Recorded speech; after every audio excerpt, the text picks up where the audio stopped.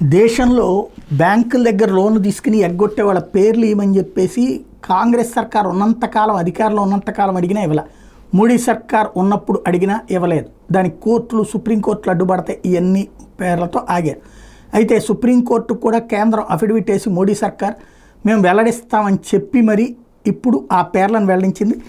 Top 100 మంది 2664 మంది టోటల్గా భారతదేశంలో 1,96,000 కోట్ల రూపాయలు ఎగవేశారు.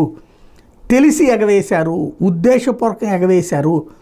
ఇది రిజర్వ్ బ్యాంక్ ఆఫ్ ఇండియా వెల్లడించడం అంటే మోడీ సర్కార్ క్లియరెన్స్ ఇస్తేనే ఇస్తుంది. ఏడాది మార్చి ఆఖరి నాటికి ఇంత మొత్తం ఎగవేసినట్టు సమాచార హక్కు చట్టం ద్వారా ప్రశ్నించిన ఇండియన్ ఎక్స్ప్రెస్కి సమాచారం ఇచ్చింది.